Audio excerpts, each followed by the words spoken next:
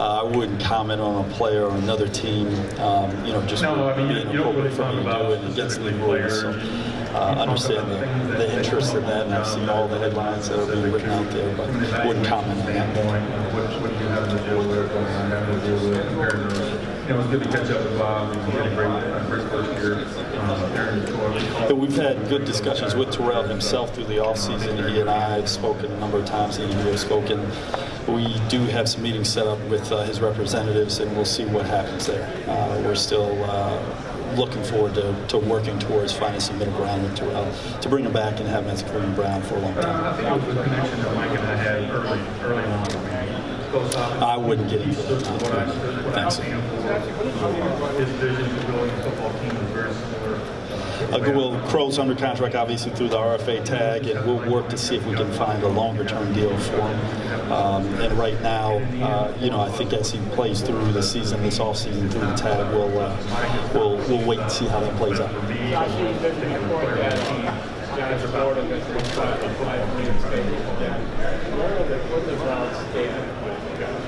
Yeah, I saw the reports. Frankly, I just don't know enough, Jeff, at this point about what that process would look like. I do understand that he's able to reapply at some point here in March, and as I understand more, I might be able to shed more light. Right now, it'd just be premature for me to respond to that. I will say this, the guys that are on the team last year can't say enough about him buying into yeah, so we're always going to look to, invest in that position.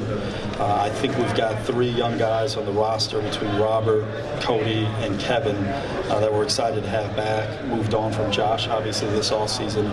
But we will always look, Tony, to add to that position. We think there's some guys in the draft that are intriguing for us. There could be some guys in free agency, depending on how things shake out that will help us too.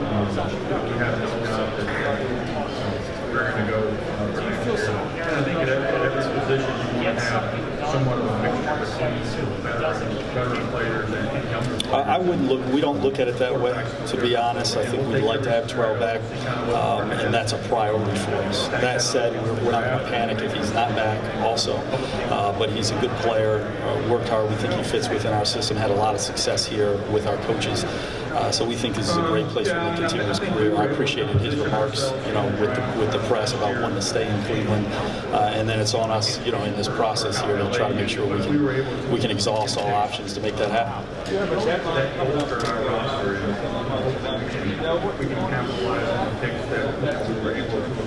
That would be something we wouldn't talk about in this forum. We've had a lot of discussions, as you can imagine, about that. We haven't made a final decision there one way or the other, but we expect Robert to be back in here come April when the guys come back. But, I'm glad that we did that trade.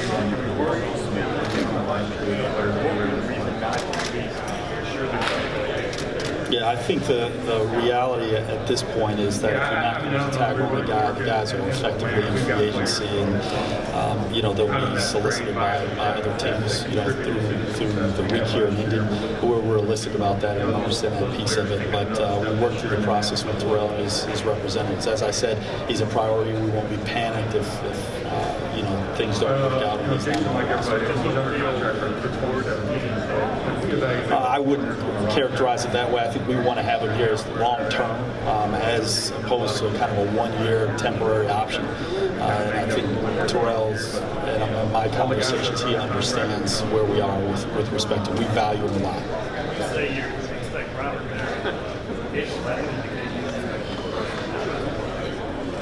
I wouldn't go that far. Pat, I just wouldn't comment much more on it now. We haven't made a decision one way or the other whether or not he's going to be on the roster moving forward. But he is on our roster today. Good.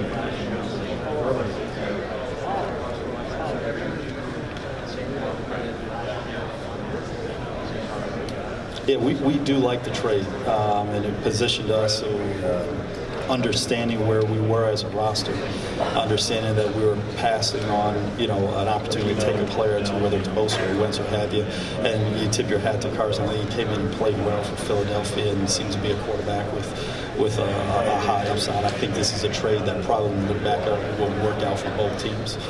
but it allowed us to be in the position today where we have 2 1s, 2 2s, and 2 3s this year as well. And so we do like to trade for our side, and I think time will tell. All these other guys that came out of that trade or somehow tied to that will develop in the market.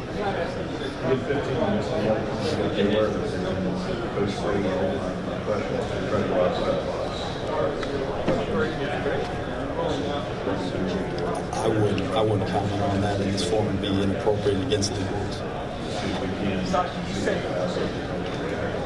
Sure. Good. I think they're easy to work with, and I would describe them as good. I think we do a good job there.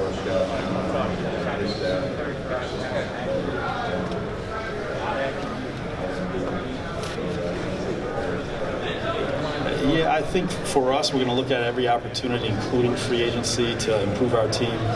Obviously, Nate, as you know, we've talked to this a lot. The lifeblood of what we need to build is essential that we have better results in the draft, and that's going to be the foundation of what we do. It will not be exclusive to using picks to trade for players or looking at free agents that we feel like can add value to us.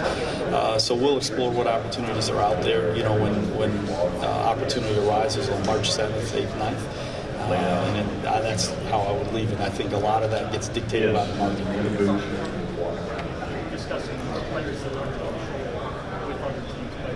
I feel pretty good about it.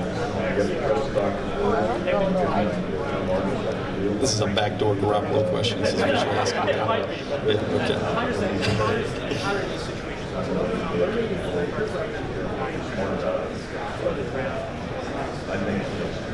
I think because chronologically they're just so, separated. I think we'll have a pretty good idea of what's available in free agency. We'll have, plenty of time to adjust, and understand what's available in the draft. I think the key for us is we really do view the offseason as a continuum of opportunities. And so we go into really the Senior Bowl hoping to have a great understanding of where we are in each of those phases and opportunities, particularly at quarterback, because it's a point of emphasis for us, as we try to establish and find our starting quarterback for the long term. How do you look at free agent quarterbacks?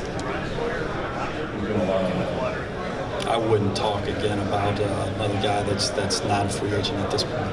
How do you achieve a commitment going into next season? Well, Yes.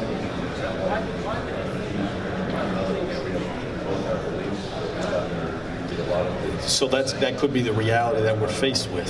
So it's something that you have to prepare for. Doesn't mean that it's an aiming point or a target, and I'd leave it at that. But we do like Kevin, Cody, and the work they put in, and Robert's come in and obviously had a tough year with the durability and the injury early. But the reality is those are 3 guys on our roster, and we'll continue to develop and work with them. It doesn't mean that's necessarily our aiming point. We want one of those guys to develop and establish themselves as a good quality long-term starter for us that can win a lot of games. But I think each of them would have a way to go to establish themselves that way. It doesn't mean that you give up on them.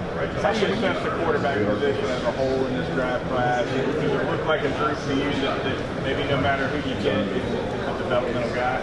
Yeah, I think it's an intriguing prospect always each year.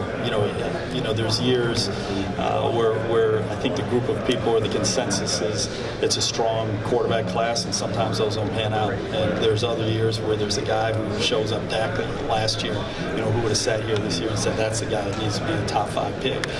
So the reality, you have to go with enough humility and then also diligence to understand what each prospect provides, and then put him in your system, or at least project him in your system to see how he's going to be able to perform for you. Senior Bowl is a great opportunity for our coaches and our personnel folks to get a better look at some of the prospects coming out, and we'll continue to do work on some of the underclassmen as well.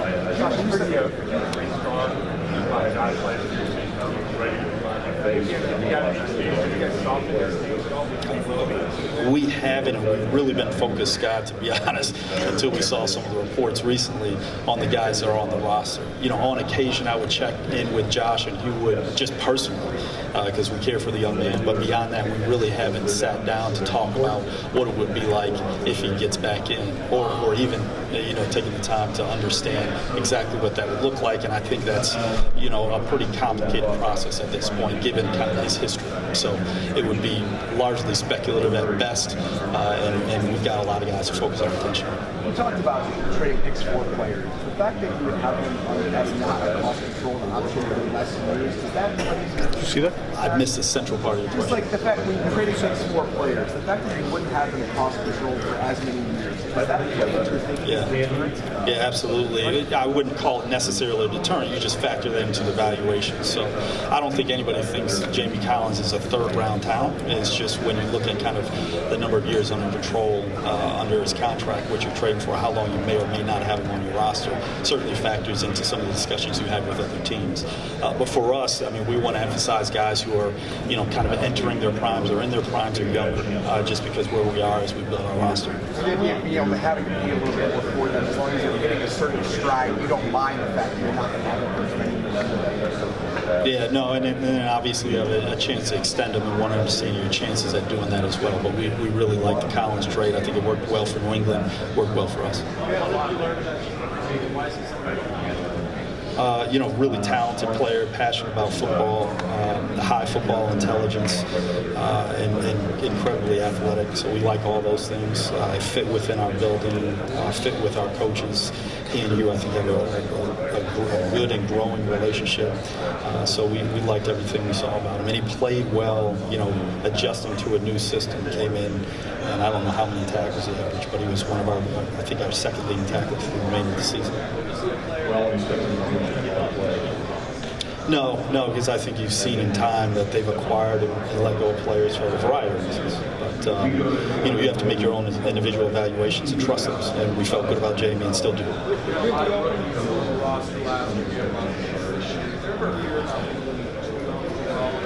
The way we look at it as competition, but we absolutely do value veteran presence. I think well documented. We kept around last year some of the veterans in terms of Josh McCown and Tremont and some of those guys that aren't going to be here this year. Some of our young guys are going to have to step up, but we charged them with that as soon as they came in the door. This is not time to take a redshirt year. When you come in, you're drafted by us, you're brought in as a CFA. Your time is now, and the clock starts ticking from a leadership perspective and on the field as well. We're going to, I think, responsibly listen to any opportunities that are out there. I think we have to do that. It's not a design of ours. We would have to wait to see what might come and what player might be available there as we get through this process here, Tony.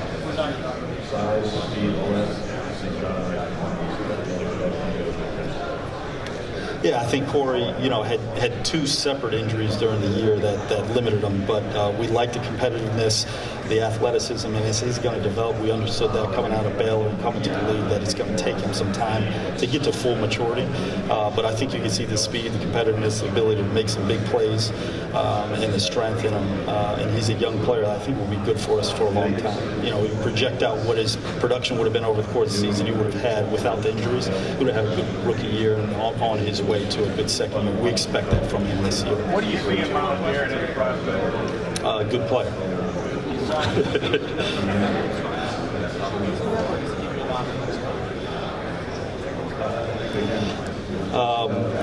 I think it provides both. I think it provides us a lot of flexibility in terms of how we build the roster. It could be packaging together to get a player we covet and target. Could be, again, acquiring a player from another roster. So it gives you a lot of flexibility as we move forward.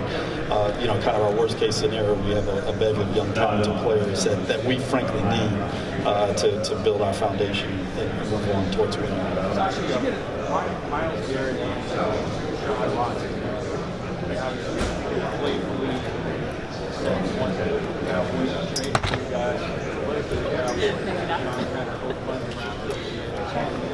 What was your reaction to that? Lee talking to those guys about it, and in any way that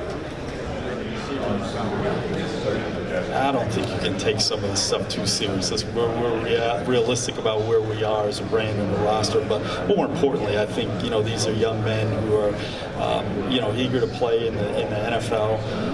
They want to go different places, perhaps, but I think more importantly for them, you just can't take it too seriously. Obviously, it's been well documented and explained. Some of the representatives of the players called to explain some of the comments, and I explained to those guys at the time, we don't take it too seriously. We look forward to having an opportunity to meet them. They're both high-character young men, and move forward, manage yourself in class and go from there. I think there's some lessons all around to be learned.